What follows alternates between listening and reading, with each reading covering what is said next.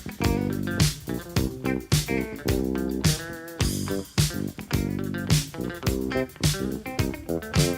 love cookies. I love cookies. I love cookies. I love cookies. Welcome to Cookies, the playoff basketball podcast. I am Ben Detrick. Jordan Redaelli is ailing today, but fortunately, playoff Kuo is in the building, looking in peak performance shape. I'm in my Draymond mode, my Draymond body. I feel amazing. No more crying. I was crying too much. I'm back. I've thought that about you. I know. There were times when your takes suffered, Always. your tear-drenched takes. Yeah.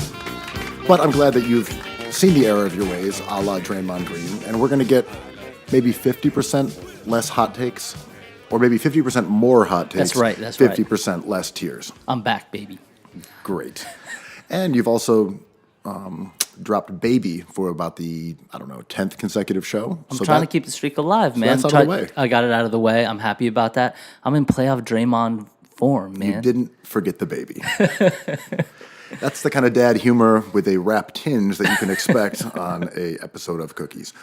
Jordan, get well soon. Get well soon. Did I ever tell you the story? Maybe I told this on Cookies once where we were at the bar. I certainly told this once. We're at the bar.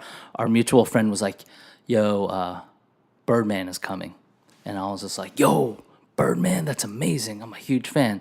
And I was like, is he going to bring anyone else? It's like, is Wayne nearby? Like, did he remember the baby? Yeah. Is he going to, who's he going to bring? Is he just going to walk up to this dingy bar and just, chill with us? And Birdman from the Denver Nuggets showed up, who was very nice and very accommodating, but it wasn't the Birdman I was expecting. I couldn't drop the baby then.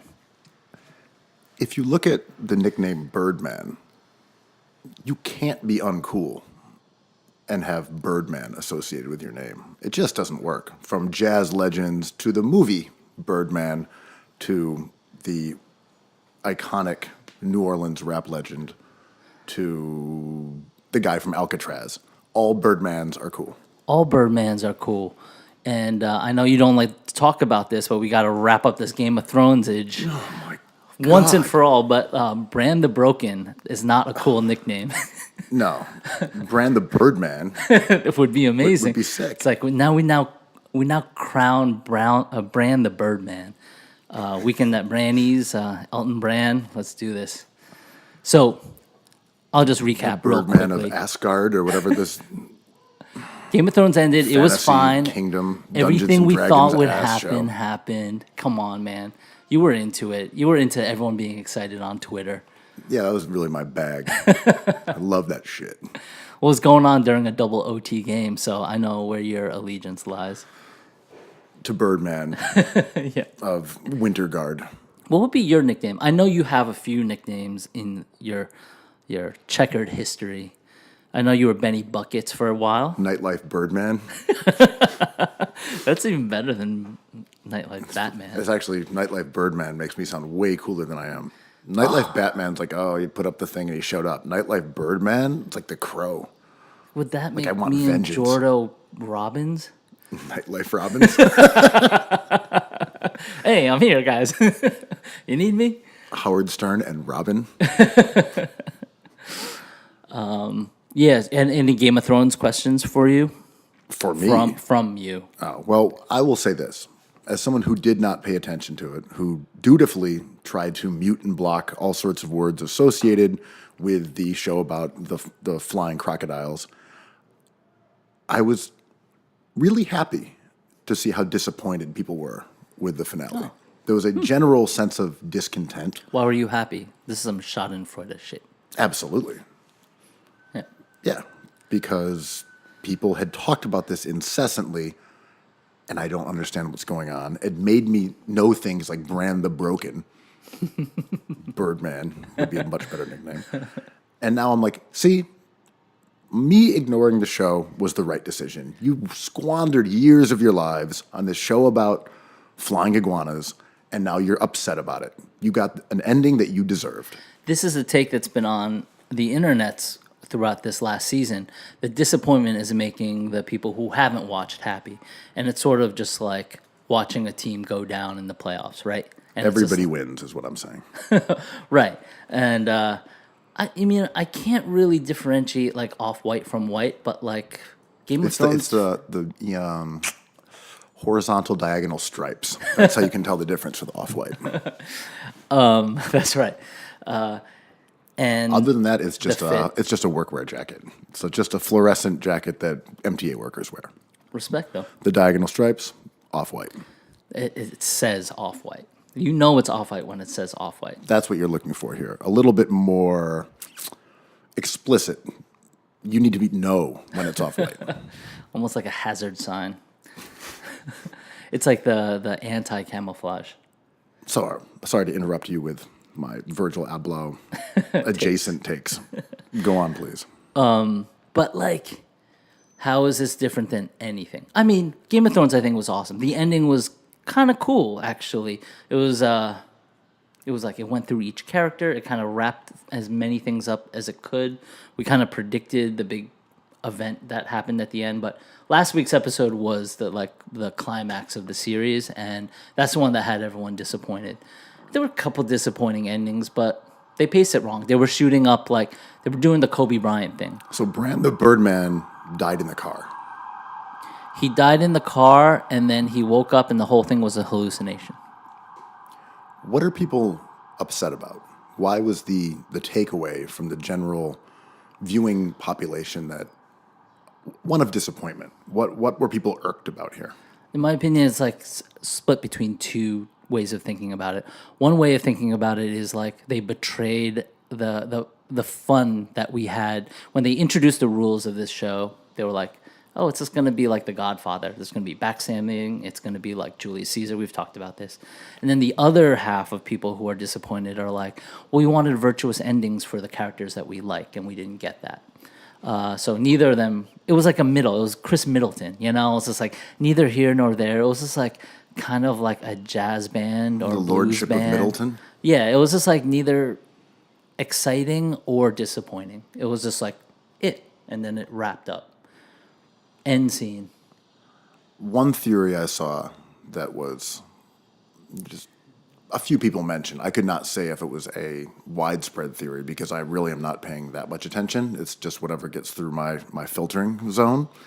Was that they were trying to avoid ending the show along with fan theories that had been posited up until this point. Do you That's think, annoying. Do you think that's true or not true? No, I don't. I mean, because like a lot of these series came true. Like we kind of all predicted the big ending, the stabbing at the end. No spoilers, but it pretty much coincided with like what they were kind of telegraphing at the whole season. And I think if I heard this correctly, HBO ordered like 10, and the Game of Thrones crew just delivered 6. They were just like, we don't want to spread it out that long, but they could have used it, but who knows, right? Because it just could have been more filler and then a rushed ending at 10. Well, that's kind of interesting because with Netflix, I feel like the opposite has sort of reigned supreme over the last couple of years, where there's a series that should probably be 6 to 8 episodes and they drag it out to 14. Yeah, the OA, man. There's a lot like that. Yeah. Have you watched Fleabag on Amazon? No, the reviews for the second season are quite good. It's awesome. It's super good. First season was kind of good, but so dark. Like some really bad characters in that show. So it's like kind of hard to watch. Second season kind of sprints out of the gate. It's really good. Yeah, I always thought that was sort of a product of writing. And when I look at shows like The Killing, and I found it unwatchable because to The me, American version. Yeah, to me, you didn't have enough to say, and you had to use brooding, atmospheric darkness and sort of this incredibly slow pacing as a crutch for not really having much of a story or having much to say or having great dialogue, etc. But that's just me. I never liked those kind of shows. So what's up with Chernobyl? I gotta say, why do they have British accents? I didn't know that the British people were responsible for nuclear disaster. All right, so Chernobyl's a show on HBO. Are we done with Game of Thrones? Yeah, fuck it. It's over. It's hell over. yeah. It's over, man. All right. We don't have to do this. That was relatively painless. Relatively. So Chernobyl, I think, is amazing. It's my new favorite thing, and it's a show on HBO about the nuclear meltdown. I believe is in 1986.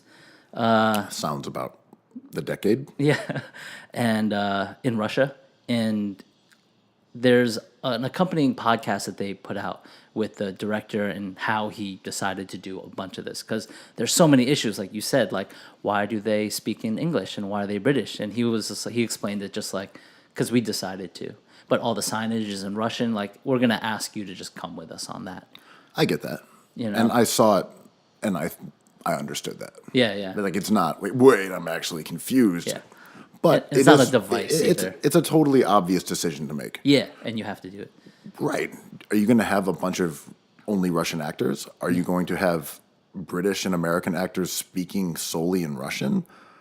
Are you gonna have subtitles? Exactly. So saying, I mean, all movies are always like that. Yeah, It's for only sure. really over the last, I would say, I don't know, decade and a half when we've seen more of an adherence to like a native language. Yeah. It used to be every villain just spoke in an accent. Yeah. And like it makes me think about how many choices you have as a filmmaker or TV show creator when you're working at that budget with that many people involved.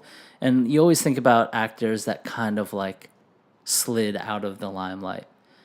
And you're always like, how come so-and-so isn't working now? That's weird. And so-and-so should be in this part. There's not enough parts, and there's not enough people who agree on who should be in this thing. And there's not enough people who would agree that maybe Chernobyl should be subtitled. Like, he probably doesn't have a choice if he's going to make it for HBO. I don't even think it should have been subtitled. Like Yeah, that was, yeah. I was just. But that's my, why my actors initial thing was disappear and, these like- things that if you don't know about the show when you're tuning in for the first time, Yeah. that is the first takeaway. Yeah. Oh, they're all British. Yeah. And like this show needs a companion piece, and I'm glad that there's this podcast. It's almost like I was always encouraged to read Cliff's Notes along with books, like chapter for chapter in high school, because my dad was just like, oh yeah, it's someone else's opinion and it's coming from a different point of view. It's not a cheat. You can't just read the Cliff Notes, but the Cliff Notes are really valuable, because if you can't talk to anyone about it, you're just in your own head. Did you ever take any tests after just reading the Cliff's Notes stuff? Yeah. I was about to on, say, that's like like you were 80s told. tradition. I was like, you were told to do this, but And my Cliff's dad, Notes were totally for cheating. for sure. And my dad was a writer, and he kind of was okay with it too. He's like, yeah, man, if you don't have time, it's just a test. Just go back and read it on your own time, you know? I love the Cliff Notes. Where did they go? Did the internet just like consume Cliff Notes? I have no idea. I also don't even know if the literary canon has changed significantly over the last couple decades. I have no clue. I would assume that it has, but I don't have any kids, so I don't see what they're reading in 6th grade, 8th grade, 11th grade right now. Is it funny- still like A Catcher in the Rye and Moby Dick? Like, that seems ridiculous. It's so funny you mentioned that, because I started watching that show The Society on Netflix about like an apocalyptic vibe with like a bunch of teenagers who are left over, sort of like Lord of the Flies. And this is the first episode, and they're like, we're all alone, we have no supervision, we can start partying and being wild. And they were playing a Depeche Mode song. I was like, that song came out like 40 years ago, man. Is like rebellious music just framed within like a 10-year time? Like if someone's sad in a movie, it's like, are they going to play Morrissey or not? You know, and it's just like, those are one of the options. Or that's the main option, right? Is it recognizability, or do things like writing and music and, I don't know, like jazz is dead, the blues, you know, like are they wrapped up in a bow? I think there's definitely these calcifying moments where every time you need a kid to mope forever, they will play a Depeche Mode song. Like something's just become stuck in amber as emblematic of this emotion, this feeling forever. Is it because we're in charge, though? 40-year-olds are in charge. Yes. And it may become Juice WRLD in 20 years. But for our generation, it doesn't actually matter. It'll be like Depeche Mode. Mm-hmm.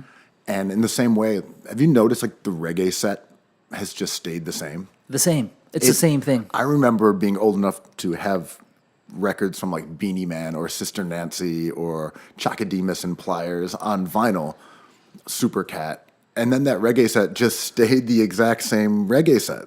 It didn't evolve at all.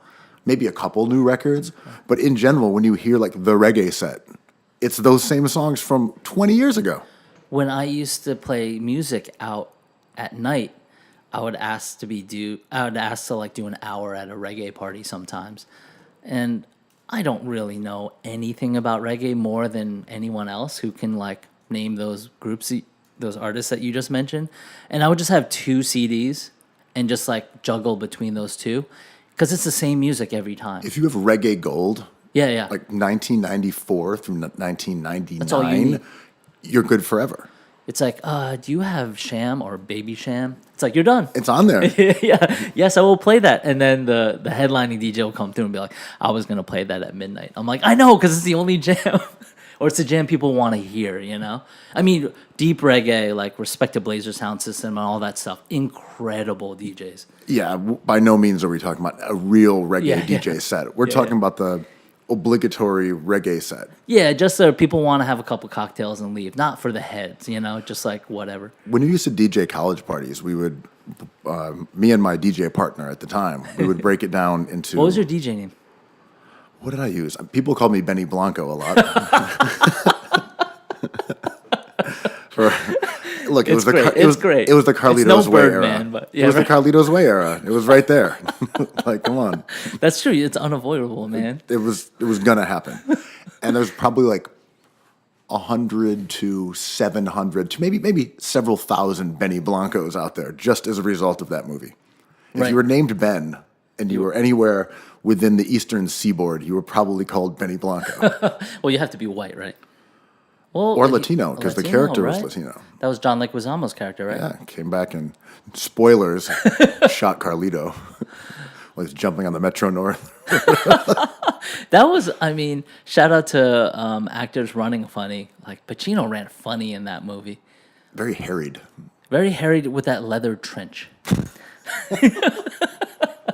Hey, man, Scarface is all grown up. Honestly, I don't even think Benny Blanco was planning on killing him. He just saw him running in that leather trench and He put was him like, out of his oh, I was misery. going to get on Metro North, too. Damn, Scarface is here? He's done. Did he shoot him or stab him? I think he just shot him, right? I think he shot him.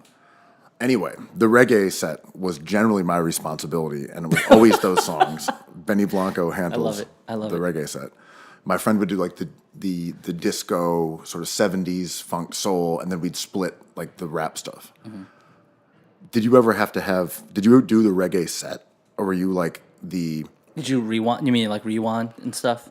Right, but I just mean, Like were you doing stylistically? themed, or were you DJing in like the open format, as they call it? Oh, I love open format. I love selector, but sometimes for reggae parties, it would be like just play reggae because we just had people smoking weed and chilling tonight, wanting to hear reggae. It's billed as a reggae night. Closed night at the Delancey Lounge. I know. Imagine people's disappointment when a short Asian man gets in the booth with glasses. I mean, aren't like 50% of reggae DJs short Asian guys with glasses? True. And it's all called like Dragon Sound. Oh, that's right. That party at where Happy Ending used to be, or before Happy Ending. What was that place called? Not the Cooler. Fuck, I forget. Anyway, that was a good party, man. That was one of the better parties in the aughts. And shout out to Danny Milan, a guy that I play ball with, who used to run the spot called King Size. That threw good reggae remember. parties there Yeah. along Essex Street. That was rad. And remember Jason Williams, Which Jason Williams? the Cookies guest, 2 times over, used to Jersey hang out Nets there. legend. Yeah, it was a tiny bar, man. He must have hulked over everybody. I'm sure he did. I never feel older than I do when I think about those days because I would try to throw in some like jungle because it was like adjacent to reggae and raga, and I really like all that stuff. And there was an amazing compilation like Rumble in the Jungle that like took all these old reggae tracks and like put like Yeah, stuff heavy was, beats that behind stuff was it. fantastic. It was incredible. Fell on deaf ears every single time in the 10 years I spent playing music out. It just didn't work in New York. The weird thing is, I remember being at the Lot Radio, which Jordan Shout out to DJs The at, Lot. and the Lot, kind of a friend of the program, more or less. A great Love those place guys. and good place to grab a beer or some wine in the summer in Williamsburg. But I saw some guys playing jungle there, and people were loving it. Yeah, okay. So I have to throw a qualifier out there. Like, I was playing to people who didn't like jungle. I was hoping for someone to throw a party so I can listen. Like, one of the times I saw Jamie XX when he was like coming out with his solo stuff, at La Poisson Rouge, I heard him play music, and for the last 20 minutes, he just did jungle and drum and bass, and it was incredible. But it was like, it worked kind of, but it was time for people to go, and that's when he like ramped it up a bit. But I kind of enjoyed that. I think we talked about it on the show before, but I always like when you see what someone actually wants to do. Oh, yeah. When like Jay-Z did his 10-year anniversary of Reasonable Doubt, and in 2007 or whenever it was, 2006, he did the whole album with a live band, and then at the end he was like, all right, I'm going to come out with Bleak and Just Blaze is going to DJ, and I'm just going to do like the hit records I like. And that was way more fun because the other one was meaningful and it was an idea. But what Jay-Z wants to do is like spit grease and just like rock his hits and see people enjoying it with Just Blaze and Bleak there yelling next to him. That's what he wants to do. Dude, that's what I think about everything. Like, in everything, even though every pod is perfect that we do, like Absolutely. we gotta get our shots fired before we kind of settle into what we love to do, you know. And like, I think every DJ, like, I always joked with my buddy who I DJ'd with a lot, like, you don't really get into someone's brain until like 2 hours into a 3-hour set. And then they run out of like whatever hits they think you want to hear or whatever songs they think will go together. And then they start like digging into their like library of songs, and you get to hear what they like to listen to. And that's the most fun. For me, it was always, instead of doing an event or whatever, doing a little house party where the people didn't really have much choice and everyone was pretty liquored up and you were packed and you were going to have fun no matter what. Yeah. So you'd have to be a disastrously bad DJ to screw up that environment. So you could just do what you wanted. And those were like the best because you'd say, all right, I'm going on a Raekwon mega mix, verse and a hook from 6 Raekwon songs in a row. And everyone's still just sort of like dancing and partying. You're like, it doesn't matter. Yeah. Like I can actually pretend as if I'm playing like a hit set and it's just Raekwon records, man. See, Like here's Incarcerated Scarfaces 3 times in a row and people are still going nuts. I had the opposite kind of reaction to that vibe. It's like I felt so much pressure to like give people what they wanted because I kind of saw it always constantly as like in terms of time and money. So if you're at a bar and you pay to get in, like you don't want to hear me playing these weird Wiley songs. Like you want to hear like not even Gucci. You want to hear like, I mean, towards the end, like Justin Bieber, like right away. Like, I just bought a cocktail. Can you play something I like to listen to? I'm like, yeah, that's a fair request from someone who works at this place. Were you DJing when that guy from it wasn't Bieber, but it was I want to say it was New Direction. Was that the name of a pop group? One Direction. One Direction. Holy shit, Harry Styles? Yeah, he came to Lit one time, I remember. I remember this, but they weren't big yet, right? Like he was just, they were big, but he wasn't the mega super duper star he is now. I wasn't there. I just remember seeing Yeah. photos of him with like DJs from there and was like hanging out at a dive bar in the Lower East Side, and people thought it was cool. Yo, Maxwell used to come every week. When he was like on hiatus, he would just come through and like have a drink and like we'd play like a weird collection of songs, but I remember it was like if it was for you, it was really for you, and Maxwell came a lot. What's kind of cool to me is this idea of when do you get to see people doing what they want, when they're their true selves. In the words of The Weeknd, when I'm fucked up, it's the real me. Let's just take this to basketball, since this is Hoops. a basketball podcast, ostensibly. So Golden State has been a dominant yet kind of dreary team for the last couple of years.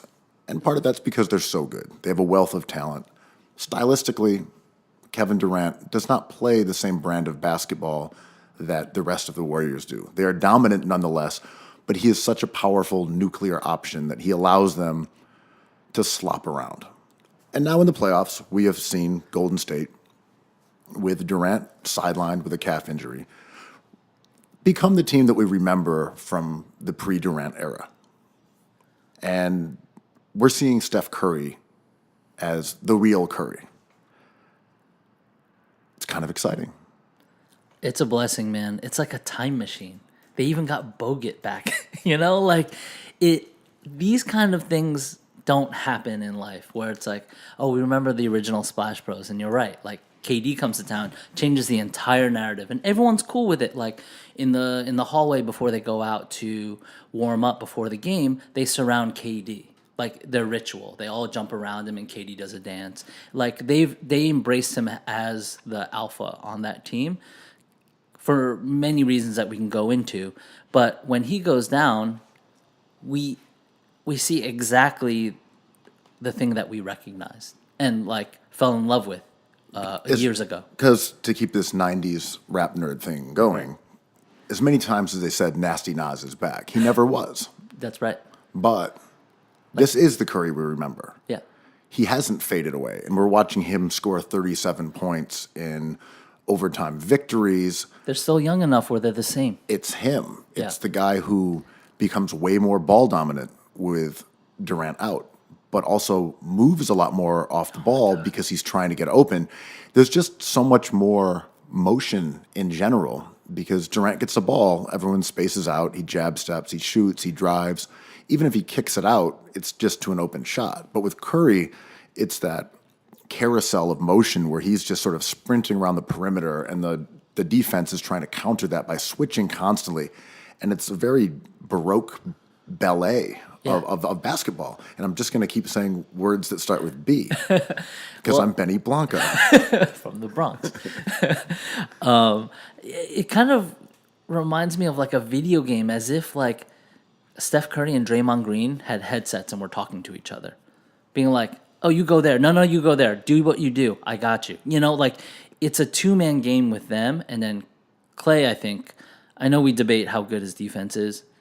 His defense was incredible last night. It was undeniably the game changer, among other things. But yeah, watching Curry sprint back and forth from end to end 4 times on one possession to manufacture a 3-point make was just incredible. And I believe Mark Jackson had called it out as it was happening. He was like, I watched that happen. He sprinted like 4 times from end to end. And when you're watching Portland, they're doing an excellent job. They're switching, they're communicating, they're Except doing. Myers Leonard not switching well. Well, I just mean on some of those plays. It wasn't as if they lost Curry. They were dutifully chasing him around all these screens, switching when they needed to. They ended up going for an up fake, and then he got a shot off of that. And it's like, that was really well defended. That was just a guy who is a upper echelon bucket maker in the history of the sport. And it's the debate everyone's having that we had last time is like, are they better without Durant? No, but they're still the best. You know, like they change. I don't believe in the idea that you take away the most important or most focal part of anything and everything kind of like recoagulates. I love that word. I'm sorry. Reforms around it to get better. I just think the pieces outside of Durant are so good that they've been kind of on ice for a little while. Yeah, I don't think they're a better team because the better version of your team has Kevin Durant on it. Always. Just as a Always. rule of thumb, Yes. when you have Kevin Durant, you're better. Yeah.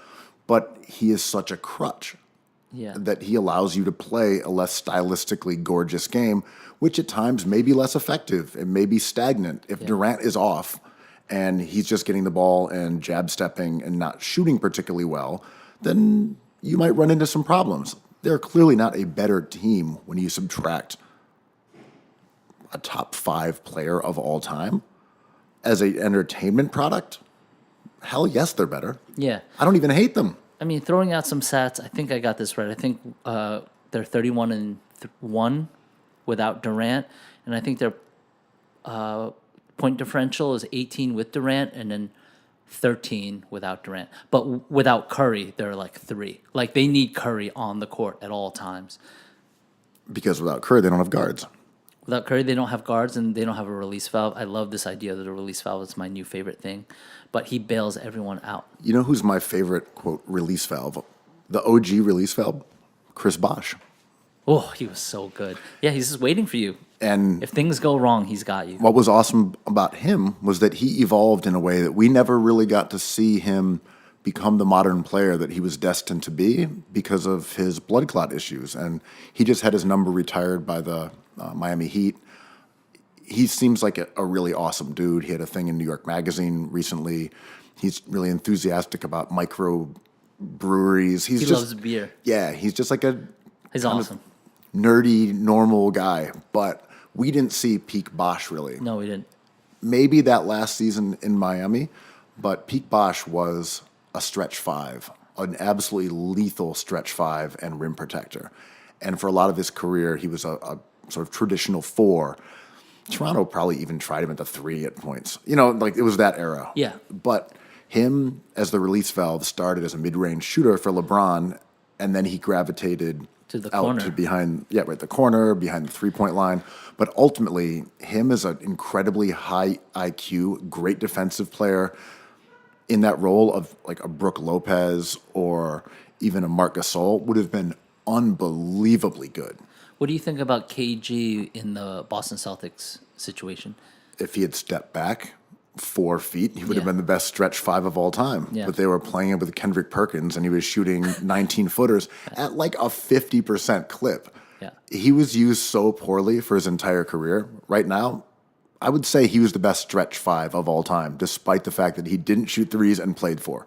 This is a dumb all-time question, but if just based off of raw performance, and we could say if KG stepped back 2 feet, his cumulative numbers would have changed, his advanced stats would have changed. Because he wasn't actually that efficient, despite the fact that his field goal percentages were. His true shooting percentage wasn't, because those shots he took are low value. But Durant is still better than KG, right? Offensively, of course. Is Bosch better than KG? I would say offensively he is too. Yeah.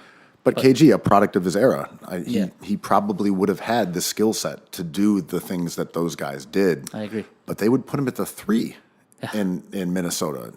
And he was more or less seemingly forbidden from even taking 3-pointers. The early 2000s were a crazy time for everything. You had 9/11. You had, it was just wild, man. You had Wu-Tang Forever. But really, the early 2000s basketball, it's a different animal, and it needs to be viewed as such. When we look back and you see how inefficient Iverson was, or Stackhouse, or McGrady, or even Kobe, it was a different set of rules. And it was a different kind of inclination in that, right, like they would use KG at the 3. They would see big players and say, you have a skill set of a guard. Therefore, we're going to move you down this line. Whereas they should have been moving them out of the area, right? And I think in the modern era, we've seen, it's almost like a bell curve. In the modern era, we see like, oh, you're not the biggest guy, but you have the skill set. We're going to make you the center, you know? And like, you know, Dwight Powell just became an unrestricted free agent, and he's tall and he's a center and probably never playable in the playoffs.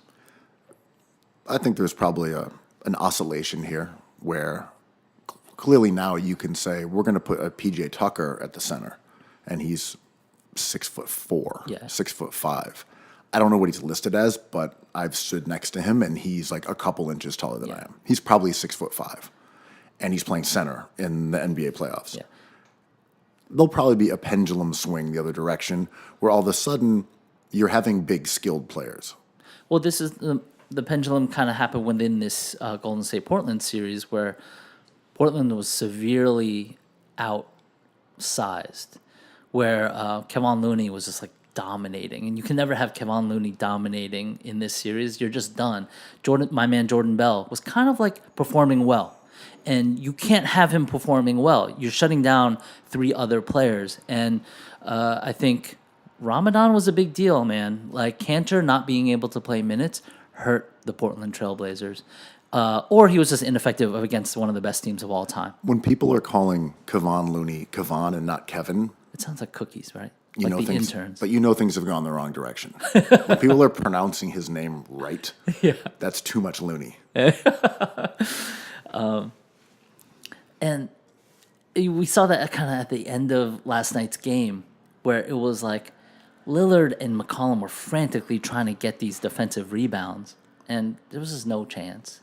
Offensively, no chance to get these rebounds. And like you can't play Alfred Camino because he's an awesome defender, but he can't create anything. So it's like we're talking outliers. We're talking like Kevin Durant, Kevin Garnett, Chris Bosh. Like these are some of the greatest players of all time. And then you go down the line and you're like, oh, it's Chris Bosh, Jr. How do we play him for 5 minutes where he's effective? And that's what wins series. A part of this is this ongoing shifting of what archetypes are playable, where the post five seemed extinct.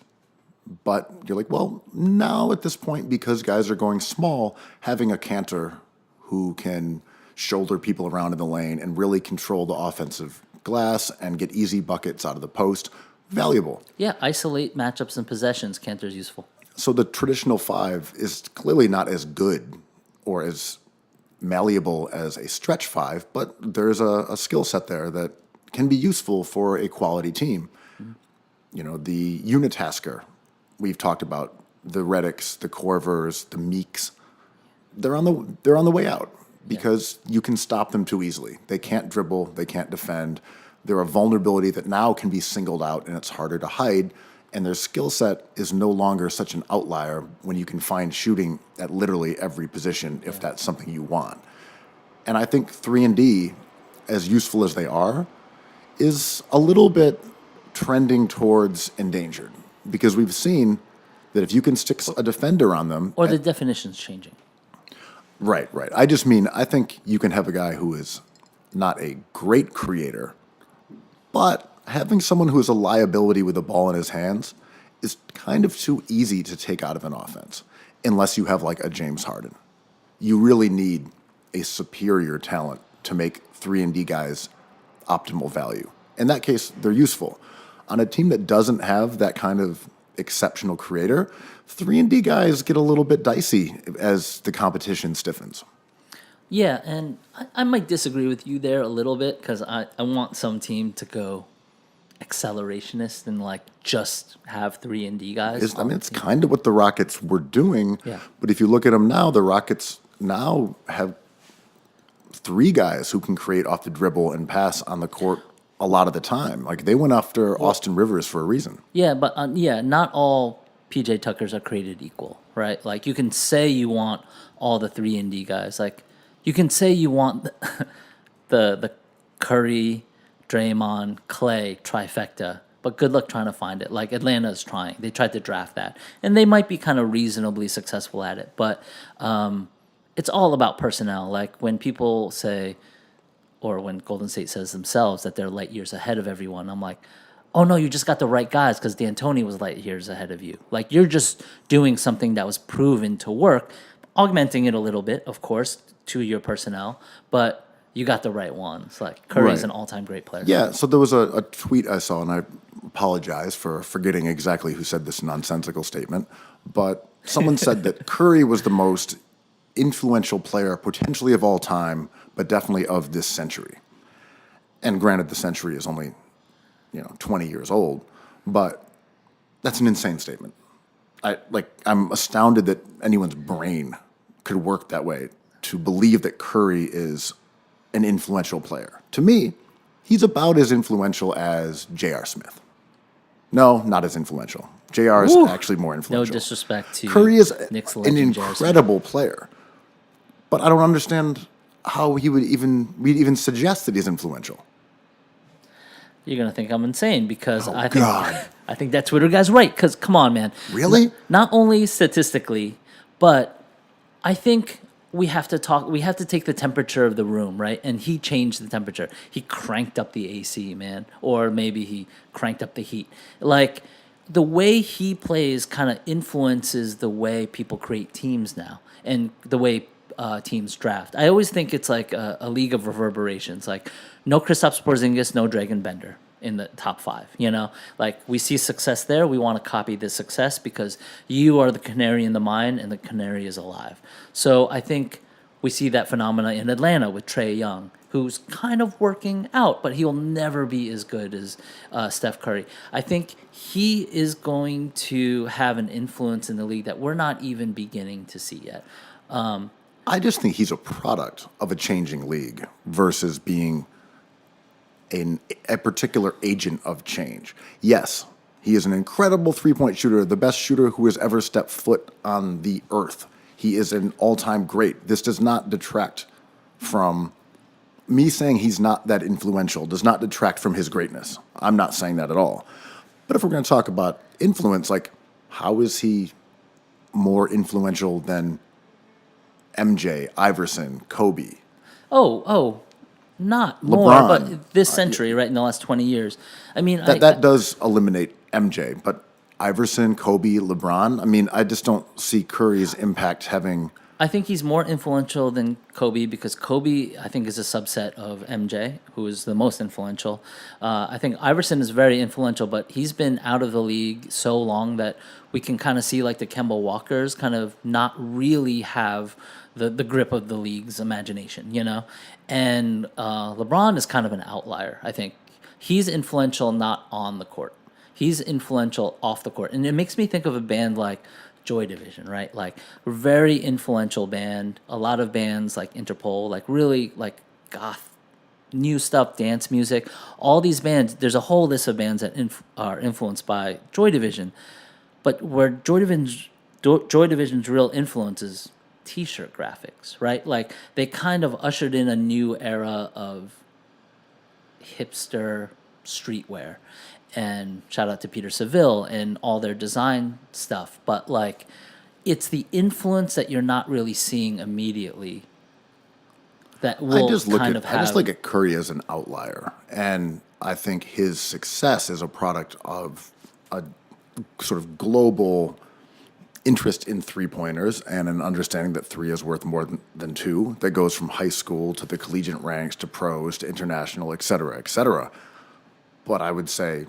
like I think Dwayne Wade or like Harden's Eurostep has more of a role, or Ginobili has more of an influence than Curry. I get what you're saying about drafting players to try to be replicants of that, but he's just such an outlier that I don't think you can replicate it. This is what I mean. Like the singer of Joy Division kills himself. He's an outlier. They end. They have no chance to make really bad music. Who knows if they say New Order is even better than them? So they might have done it.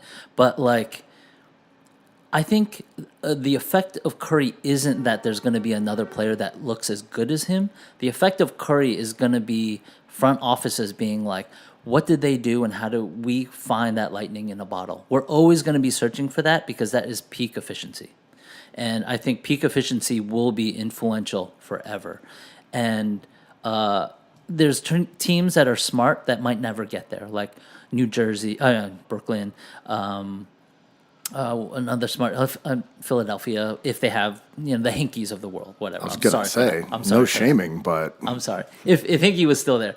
But there's smart teams out there that will never get Steph Curry, knowing that if they got a Steph Curry, game over. Well, we talked a ton last week about the intricacies of the lottery and how it dictates which GMs survive and which ones fail based on ping pong balls. And you can have a great plan that just doesn't come to fruition because you didn't get fortunate, or you can be an absolute meathead and stumble into a superstar like Karl Anthony Towns. LeBron James. Exactly. So what's interesting about the Lakers as a team who has now secured a top pick in the draft for, 4 of the last 5 or 5 of the last 6 years, picking Randall, D'Angelo Russell, Brandon Ingram, Lonzo Ball. Like, those are high picks, man. Right. They've had all number 2 picks. Then the one season when they had to give their pick to the Sixers, they suddenly were good and got the 10th pick or were better. And then now they're back with the 4th pick coming up. Mm-hmm. But this brings us to their management, which has, of course, been an absolutely chaotic shit show over the last month or so, which is sort of reflective of the reason that they've been so bad. And yesterday, we had Magic Johnson go on 2 days ago. He went on ESPN, and he dished. He had all the tea. Snitch. Man, he snitched. named names, man. He was like, D'Angelo Russell, you are a snitch. We have to kick you off the team because you're a cancer. Tune in to Stephen A. Smith and First Take, where I snitch my brain off. I mean, I don't think they really traded him because of that. No, I think people But I hated him. love that they're claiming it because, on one hand, it's incredibly stupid to trade a young player because you're protecting the sanctity of the locker room after Nick Young was wronged by a rookie. It was foul, but like still, you can figure that out. Yeah, no, it was whack. He shouldn't have done it. Yeah. But in general, the idea that like he just couldn't stay here after that thing with Swaggy P, that was the lot. What are we gonna do? Yeah. We had to send him 3,000 miles away, man. And credit to Magic, like D'Angelo Russell doesn't seem like the sharpest guy ever. I mean, he seems very likable, but just an example of him hiding weed in a container of Arizona iced tea, like probably not the smartest guy in the locker room, and probably a little annoying as a kid for veterans. But you figure that out in the locker room, right? Like, regardless of what D'Angelo Russell might be to you as an upper management guy, he represents a high draft pick.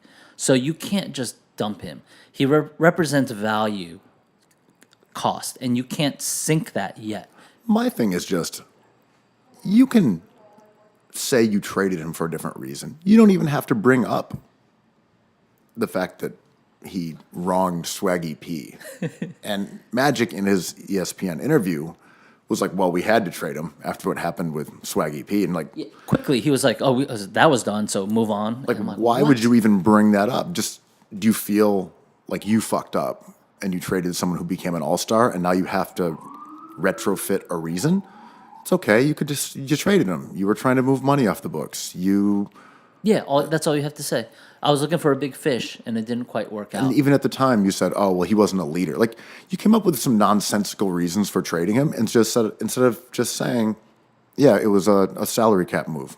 I mean, We had to get rid of Mozgov's contract. we're moving into this conversation about Magic with a little too much nuance. Agreed. He really did not do well on that show.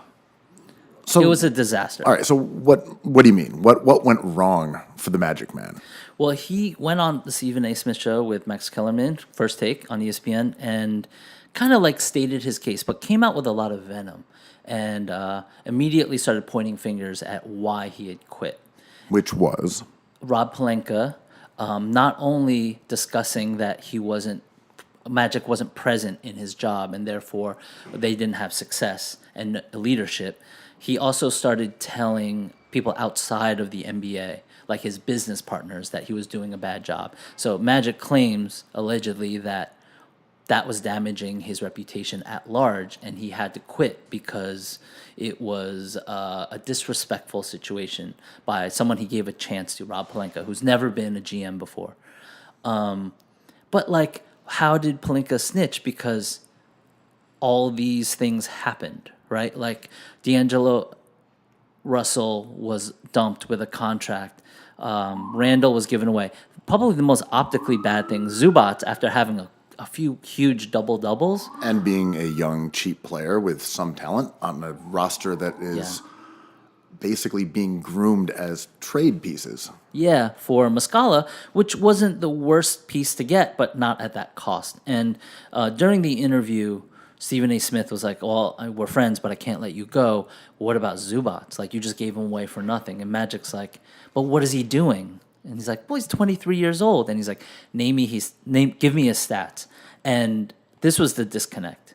Stephen A. Smith was like, 5.5 and 5 in the playoffs in a few minutes. And Magic's like, say it again. And he's like, no, that's good.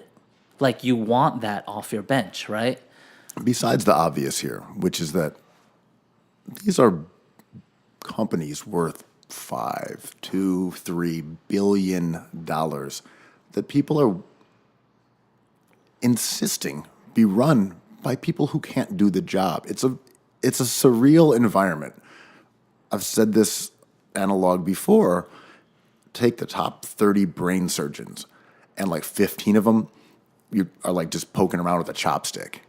Like Magic can't run a basketball team. He doesn't know anything. And the way that he's like, I'm glad Kurt Rambis is coming in because he's a basketball guy. These are shorthand for, man, we all come from this world where we played basketball growing up. This is our culture. This is our life. And I identify with guys who went through that, and they're athletes, and we speak the same jargon. We have the same value system. And I don't share that with, say, a 34-year-old dude who has an MBA and came out of a metrics-oriented program. And I understand it. This same dynamic with dinosaurs and people with sort of a regressive old-school approach were winnowed out of baseball. Not to put myself involuntarily in the sin bin, but we know how this ends. Yeah, and they've already lost. It's funny that you phrase it that way because before we moved off of Chernobyl, like this is what the whole series is about. It was a country that had been set up, so it was kind of a community, and a disaster happens. They miss the playoffs, and even bigger than that. But everyone kind of lines up to help at their own peril, and this whole idea of this country is propped up by this community who are willing to sacrifice one after another to fix this thing that they don't even know what they're fixing. The firefighters rushing in and picking up shards of radioactive metal, stone, and having their hands like melting in front of them. There's only 2 characters on that whole show that knows that every character that you see on that show who is on the site is dead already. And that's like the kind of joy and terror of that entire series. And you know, this is just basketball, whatever, but like Magic being bad at his job doesn't really affect the value of the Lakers ever. And I think that's the problem. And as a Knicks fan, not to get into it, but like big markets like LA and New York, the Lakers and the Knicks primarily, they can have Magic Johnson and Steve Mills and still rank the top 1 and 2 in value because the whole NBA props them up. So you can, I mean, Magic is the most, he seems like a nice guy. Like, I want to hang out with him, you know, like he's great, but he doesn't know what he's doing in terms of basketball because he's one of the best players of all time. I don't want it to sound as if I'm railing on Magic Johnson. The problem here is the decision makers who are saying Magic Johnson run a basketball team. And what I took away from that interview that was sort of illuminating to me was that he didn't have a relationship with Rob Pelinka. I did not know that. I thought this was sort of an arrangement that was based on familiarity or comfort, and it was not at all. Or more so, he doesn't have a relationship with Jeannie Buss. He keeps on saying that she's family. She keeps on saying he's family, but they're not talking. Like, that's what families do, I guess. But like, it's clear that they were disconnected from the beginning, and they've been in their approximation in the same room for decades. And I think that they're not on the same page either. So, like, Pelinka doesn't matter here, right? Like, he is collateral damage. Like, he hadn't done anything. It's not clear if he did anything with the Lakers. And if he goes away, he's just going to be an agent or, like, write a book. Like, he's fine. Looking at the Lakers organization, it kind of reminds me of... As a GM. Well, right. No, I guess it's that dynamic where Magic didn't seem to really contest anything that Pelinka allegedly said about him. It was more that Pelinka said it to other people and I guess didn't say it to him. That it seemed to be more of a dynamic of Pelinka's talking shit about me, but smiling in my face. And I don't want to work with someone who's like that, where he didn't contest any of the stuff that Pelinka allegedly said, which is about Magic not spending that much time on the job, going on long vacations, because he said in that ESPN interview that when he took the job, he told Jeannie Buss that it was more or less a part-time gig because he, quote, makes more money elsewhere. And I felt really sad about that statement, where I'm like, here is this magnificent basketball player, unbelievably wealthy, unbelievably Simmons light. successful, just an iconic cultural legend, beat AIDS. I mean, we're talking about one of the iconic, most recognizable figures, not only in sports, but in pop culture over the last 30 years. And he's talking about, I couldn't dedicate myself to the Lakers because I make more money elsewhere. And he may have just meant, I have a lot of responsibilities. And I think that's what he was saying. But the phraseology just kind of cut to my heart, where I'm like, you have all this stuff, you have everything in the world, and you're talking about like where you make your money. And when Dog, you don't need any money. Just put someone else in charge. You are good. Like, take up watercolors. Do some things that you want to do. Don't make it sound like you've got these obligations that don't allow you to run a basketball team if that's what you really wanted to do. And I think when he says making money, I think that's partially accurate, but also he's talking about something else. It's code for like, he was looking forward to being an ambassador. I think that's where he derives most of his joy. Being on TV shows, being like, Magic's got something to say. I wish all you guys luck. Like, it's like a confirmation that comes back to him that I think he lives for. And I think being a president of the Lakers, like, he realized quickly that it wasn't a social job. It wasn't about meeting and greeting players. It was very much like a lonely place to be, right?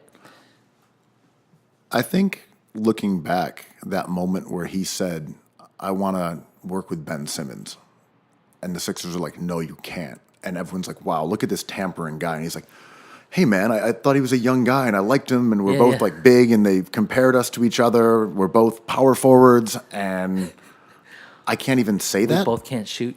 Right, exactly. And I can't even say that without being vilified and being a tamperer, and the league probably being like, yo, Magic, can you slow your roll here? It's like, I just want to talk hoops. I just want to tweet. I just want to be the good guy. I don't want to be the guy who screwed up our salary cap, who let Brook Lopez go to Milwaukee and turn the Bucks into a juggernaut while we signed Michael Beasley. I want that to be Rob Pelinka. Yeah.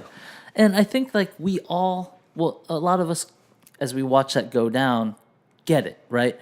But the frustration with Magic is like he phrases it differently. He phrases it with spite. And he went on that show to kind of accuse somebody of something. And I'm like, oh, you don't have to do that. We get it. Like, we don't have any allegiances to Pelinka, and like no one likes Rob Pelinka. Yeah, we he's don't. One of the except more, Kobe Bryant, right? He seems like a sociopath. He looks just like Rob Lowe. He's a sports agent that we kind of demonize Arliss wise, you know, in the 90s and aughts. And he made guys some really big money and had influence in the league, but we don't love him like we love Magic. Do we even think Pelinka is a, quote, basketball guy? Do we think he even really knows the sport? He's a guy who's been able to get dudes money. He's a good negotiator. Which I'm down for. He has good for. Connections. He's a salesman. I think he's as good of a basketball guy as you need to be GM. Because it's clear, like, I'm assuming he's a money economics guy. I bet you he can sit down and talk to you about, like, shorting a stock in a second, you know? And I think those are the skill sets that are useful as a general manager when teamed up with a purely vibes guy in your president. So that dialogue, like, had potential to work, and it just didn't. And we're trying to figure out what happened, and Magic, it's clearly like a war of egos and not like actual basketball stuff. And it went awry when they got rid of value. They did the reverse process. They misunderstood value, unloaded it, and then took on poor value. What I would criticize the Lakers for is the same thing I always criticize Philly for, which is your outlook doesn't seem to have an identifiable point of view. And when you explain it, it doesn't make sense to me. There's no indication that you really understand modern basketball in a really kind of boring nuts and bolts way. Because when they let Brook Lopez go, and then they signed Beasley, and they signed Rondo, and they signed all these non-shooters, I'm like, oh, you don't have a plan. You're just looking at guys. You're sitting there in the playground picking dudes that you think are good at basketball, which is legitimate. Get good guys, get players who are good. But it's a different approach. There was no... It's deeply baby boomerish, right? This is like a boomer phenomenon. Yeah, and I kind of view the same thing with Elton Brand when he was like, all right, we need some shooters.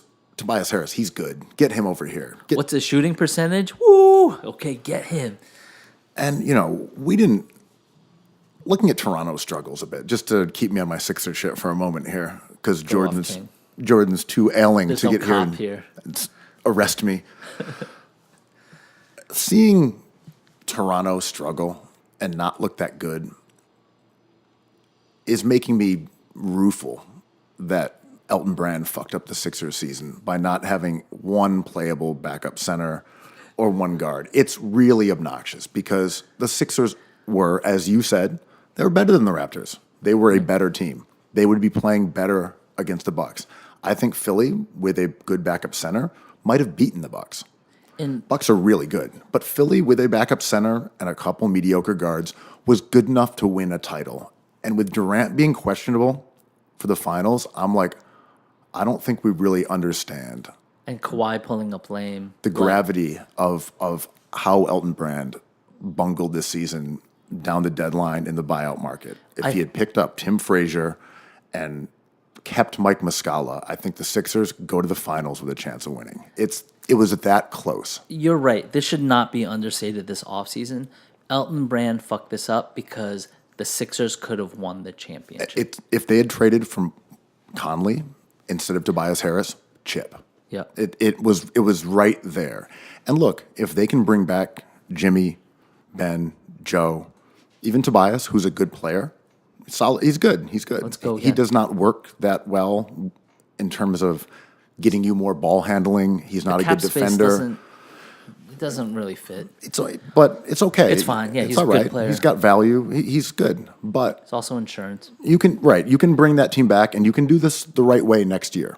But it was there, and it came down to Game 7, and they lost in a series that would have pivoted on having Mike Muscala instead of Boban on your team. And we can say, oh, well, Joel Embiid was sick. You know, Simmons didn't do this against Kawhi. Tobias Harris shot poorly. True. But those are all the variables that happen in any series. account for that. Those are variables. The non-variable was that you didn't have a backup center that you could put on the court without things coming apart at the seams. And that's 100% personnel. And I agree with that in the backup center. And I think as I find myself following the Sixers so intently, like I've become like guard thirsty. So I see all these guards like running around with like good handles, setting up plays, and I'm like, oh, that's what every team needs. Just a ball handler who's like who you trust setting up a play. And it's not TJ McConnell. And Philly almost got away with it, just giving Butler that duty because Butler can do it. Yeah. But they still were at a deficit in terms of speed, quickness, and ability to create off the dribble. Yeah. And that's why you see TJ McConnell occasionally have surprising success because on that roster, he's a complete anomaly. yeah. I don't think you can bring back Redick and Tobias Harris. Redick off the bench is fine, but having two guys who only score, who don't pass, who don't defend that well, it's redundant. Tobias Harris as your main shooter or unitasker who can rebound a little and is not a defensive liability, that's cool. But having two of those guys on the court, that's why they were not an incredibly good defensive team, and that's also why they weren't incredibly good offensively because neither of those guys are passers or dribblers. Carb on carb. It's carb on carb. Yeah, I agree with you. It's sort of like I think Tobias Harris is a good player, and if they want to re-sign him, which is fine, they got to make sure they shore up these simple two things, which is a stretch five and a ball handler. If they get two cheap guys like on the market, and there's going to be a ton of activity this summer, guys will become available. If they can just get those two guys for a reasonable price, yeah, re-sign Tobias. But do not sign Tobias at the cost of signing someone who's decent at the 1 or as a great backup at the 5. My thing is, if you can go out there and get Corey Joseph and you can get another mediocre guard, Elfrid Payton, then you bring back Tobias Harris, go get the god Luke Cornett, whatever, and say, Simmons, you're going to play a lot of Why backup do you five. always want to take the best player off my team, man? But like seriously, put Simmons at backup 5 and then have a stretch in the wings. And that's your center situation. It's Embiid, it's Simmons, and it's And we've gone through and this. it's a stretch We went five. through this. That's Zaire it. Smith. Right. It's all there for Brand again. Like, if they don't fuck this up, they have a chance at winning a title next year. Yes. My issue has been the lack of a learning curve over this season where they had all these opportunities to correct their mistakes, and they ended up getting Greg Monroe. Yes, and we've talked about this ad nauseum, but Absolutely ad nauseum. Just But- in a disgusting ad nauseum way.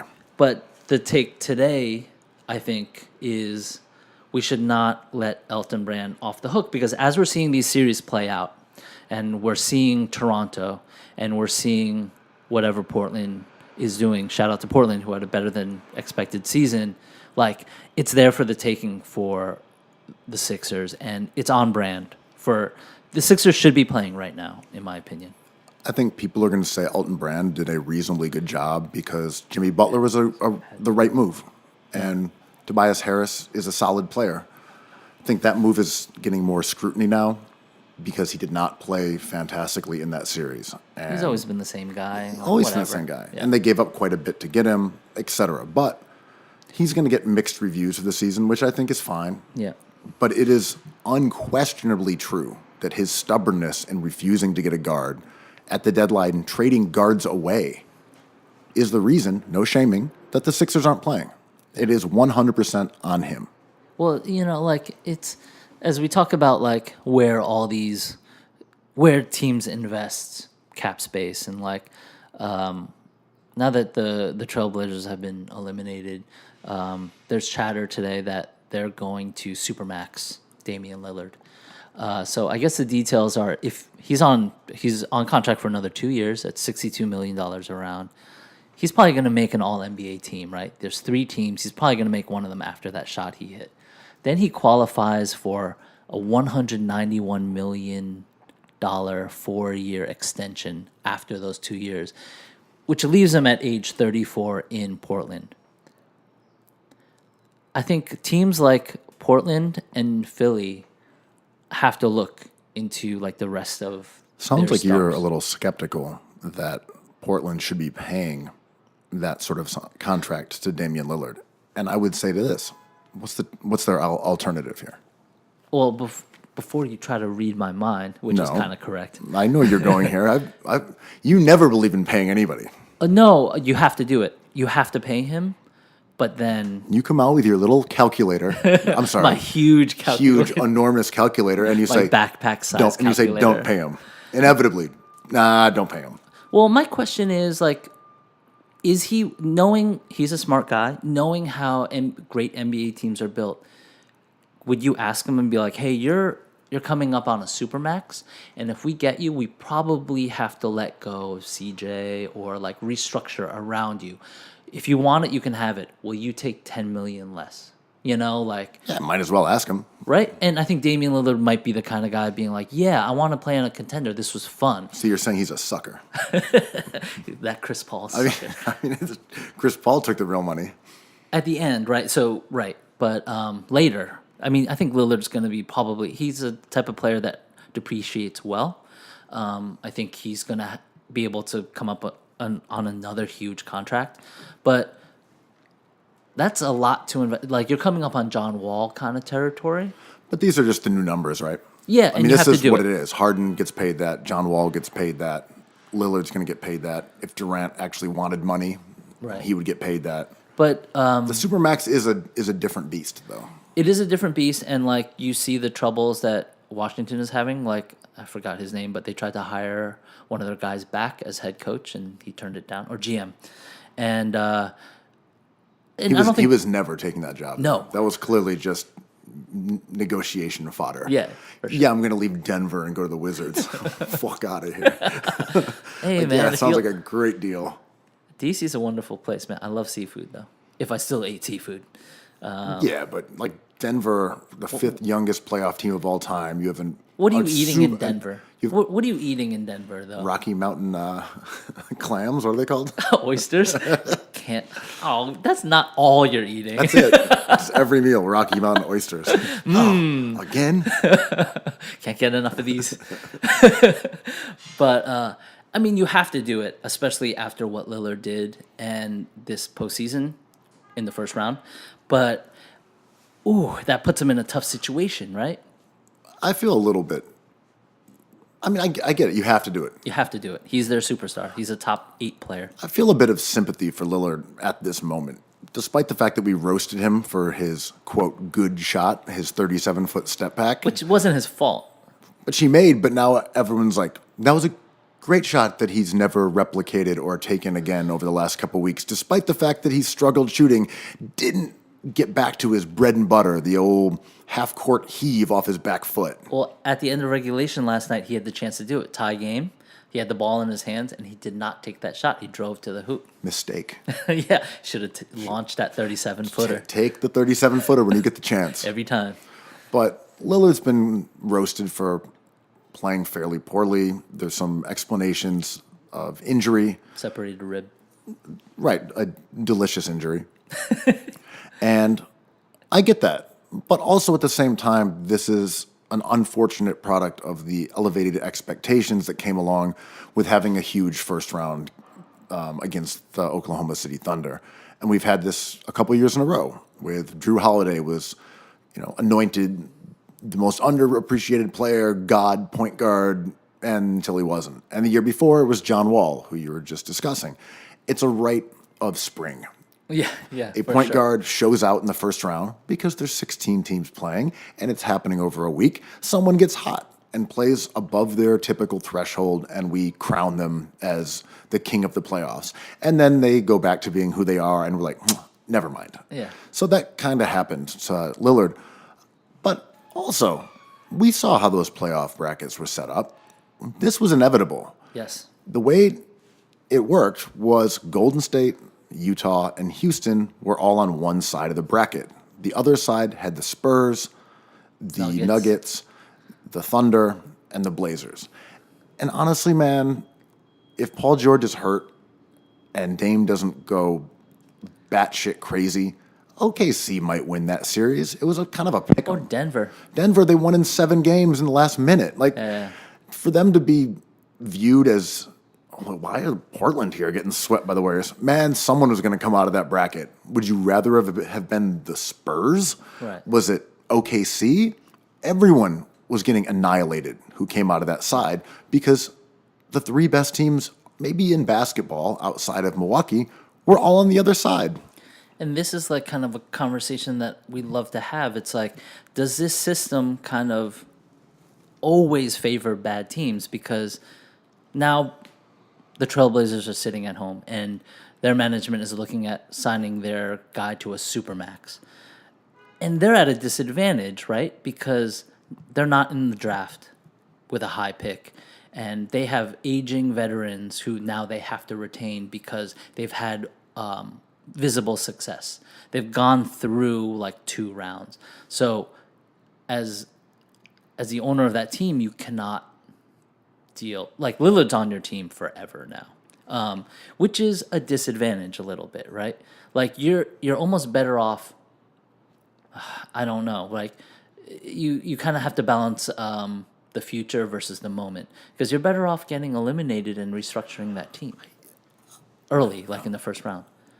I don't know. It's up for debate.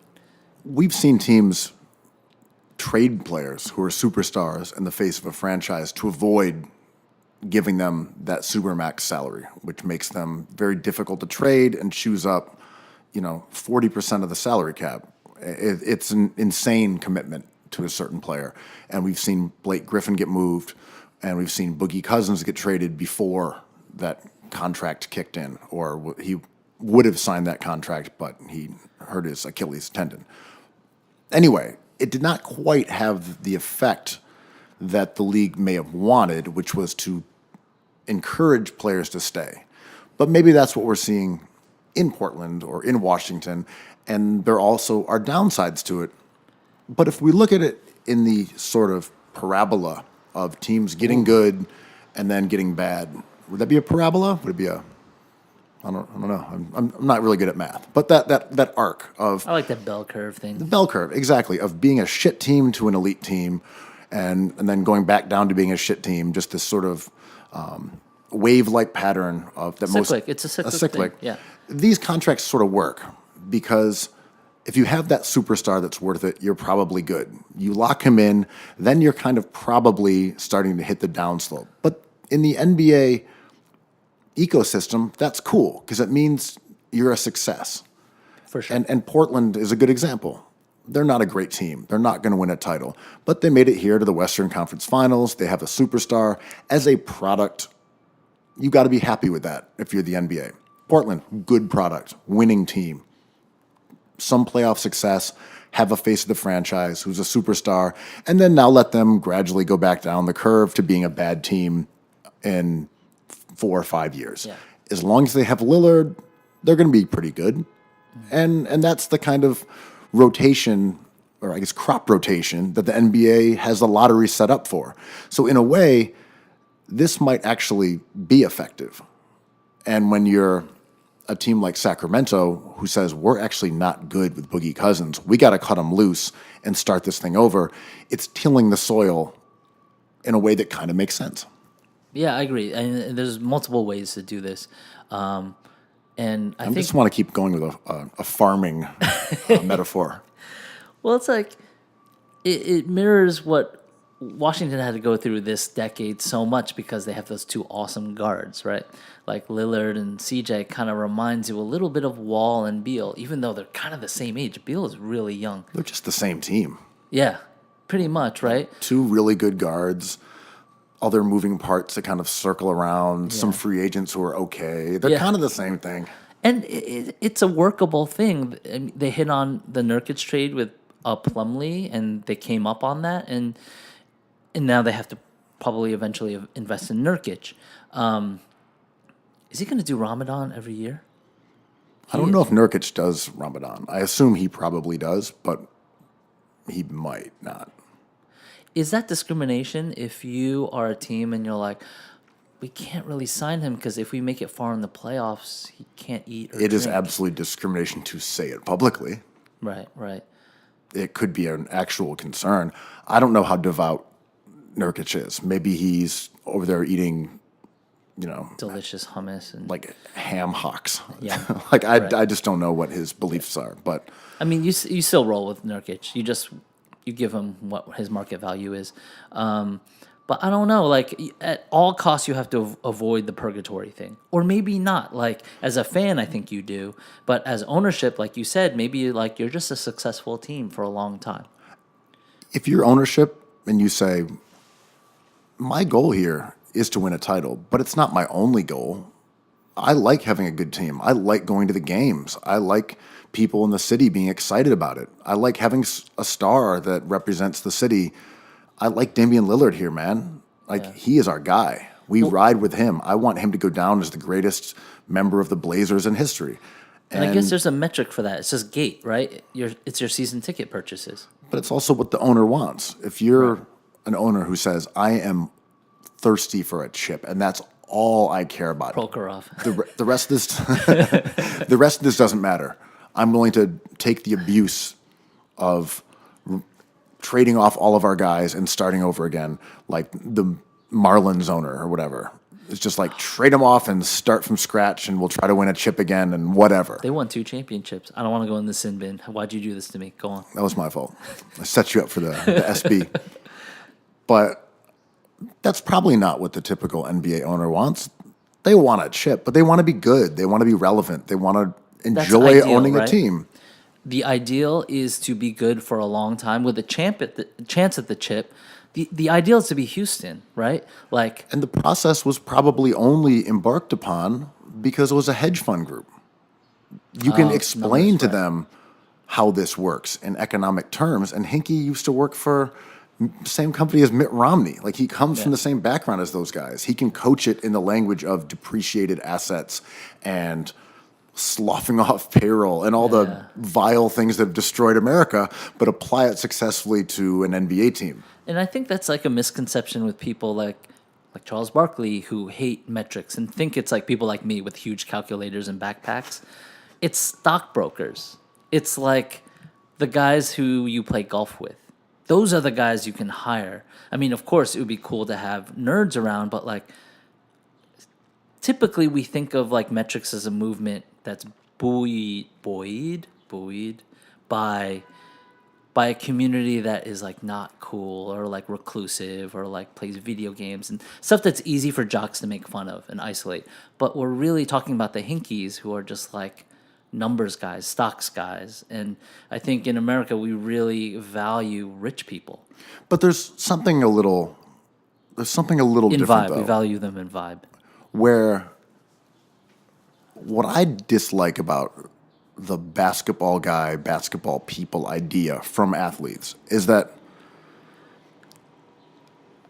the people who work in the NBA are really into basketball. Oh yeah, And that to me is what's annoying, where it's like we're sitting here talking about basketball for 3.5 hours a week. We're into basketball. yeah, I like it. We're basketball guys to everyone else, but not to Magic Johnson. Oh, he's a genius. Because yeah. Magic Johnson played in the NBA. He's a basketball guy. We're not basketball guys. No, yeah. So that's the weird dynamic in these Okay, front right. offices where the Colangelos are basketball guys, but Hinkie isn't.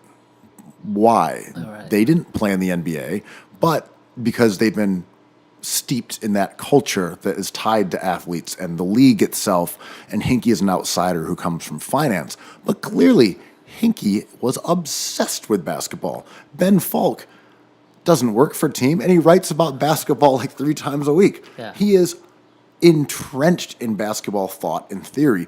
So there is a cultural thing here where it is about nerds, where it's you didn't play on this level, you're not an athlete, therefore you're not a basketball guy, but you're also not from this lifelong sort of ancestry of basketball. Your dad wasn't a coach. You don't believe in the same system that we do. And it's just a protective thing. But there is a jocks versus nerds thing that's playing out. But this is what I'm trying to get around to. My entire point here is that the problem with some of these, quote, basketball guys is that they're not into basketball enough. They're executives. They like wearing a suit. They like running a team. They're not basketball guys in the sense that they're pouring through stats and video and metrics and scouting incessantly. They're dudes who like being members of a team. They like having a job in basketball. Well, it's a unit. Kurt Rambis isn't a fucking basketball guy in the sense of, do you think he's obsessed with basketball? I don't. I think he was just good at it. I think he likes working in it. Well, it behaves like a union, right? Like, and I think every facet of every thing on earth operates like what you described the NBA does. There's gatekeepers and you're allowed in or out, and you're one of us or you're not. And it's a way to protect like your investment of time, your life, whatever. And I think when people sloth off and like being like, I have a championship, I should be the head of this team. Oh, I'm the head of this team. I would like to go on vacation now. It's like 5 weeks, please. yeah. It's like a byproduct of what a union does. And like I think everyone is pro union, but like there's opportunity there to be like to rest a little bit. And I think you could argue that being perhaps one of the best basketball players of all time does not lend itself to being a good executive, because you're going to trust your judgment, because who's to tell you that you're not right? You're a god. Every day you walk around, people know you as one of the best basketball players who ever lived. There's a reason that Michael Jordan is not an astute judge of talent, because he doesn't have to be. He doesn't have to actually think things out. He can just look at them and intuit them, and people and himself trusts it. Well, it becomes religion. If you're not an athlete, you actually have to do the work. Right. Yeah, and it kind of becomes an intrinsic religion, right? Where it's just like you have shown us a way to think, and then whatever you say it goes. And like I think being wrong, like what is it that people say? Instead of saying you love them, just tell them they're right. Like people would rather be told they're right than to be told that they're loved. And whatever, that's a cliche, may or may not be true, but I think about those terms a lot in like every like every time someone's like, well, like I can't figure out if eggs are good for you or bad for you. No one's been able to figure it out. But everyone's a contrarian depending on how we currently think about eggs. So I think in the NBA, it's like this is the way you create a champion. And all they have to do is talk about who was champion and then frame it in their language. Like LeBron James just wanted it more.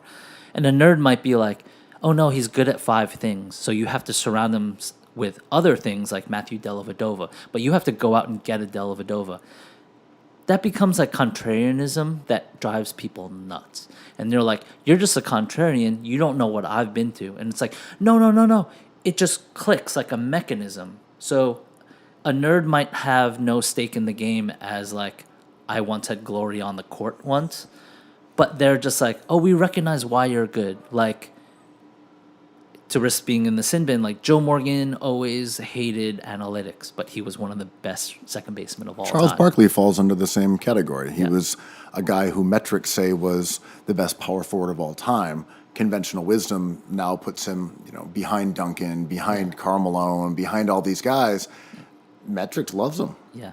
And contrarianism exists, and there's contrarian types of people out there, but we lump them in with a whole group of people who constantly are trying to figure out if eggs are good for you or not, depending on how you're standing, which is just like a religion. And we go through this all the time here. It's just like, I'm pro-religion. I think it's something that's really important, even in basketball terms, just being like, I believe he wants it more, and I'm not even joking around. There's no joking about that. Whoever wins wants it more, and I'm like, that's valid, but all I'm looking at is like Myers Leonard wanting it more in one half and then blowing all of his coverages in the second half and they lose. Yeah, in the first half, he wanted it. Yeah. He's like, I want to score 25 More in this than half. ever And in after his he career. did that, he sat on his laurels and said, I did what I wanted. Imagine if Cantor had gone off for 20, 25 and they won by 1 point. The narrative with Cantor would be like, he is such a warrior. Did you know he didn't eat or drink water until halftime?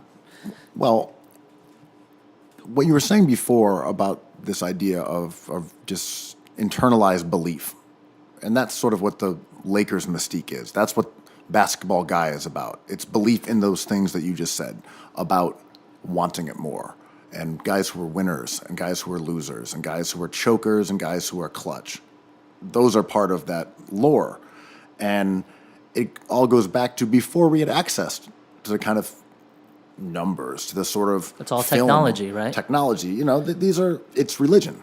It's us saying, well, actually, we know that this is how this creature is here now. And it's like, nah, God just made him there. Because God, just wanted this bug to exist, and now it does, and that bug is awesome. Or God made me, and the reason I'm not a bug is because God made me better than a bug. Exactly. And I think it's interesting because I kind of thought that maybe Magic had imposter syndrome a bit. When he took the job, he wasn't good at it. He realized this is not who Magic Johnson was, and then he had to bow out. But now I don't believe that at all. Based on that ESPN interview where he was like, see, he still thinks he knows it all. Yeah, for He sure. doesn't even acknowledge that he was terrible at his job. He thinks he was good at it. He thinks that his talents are not being recognized, that he's not being acknowledged as a basketball genius.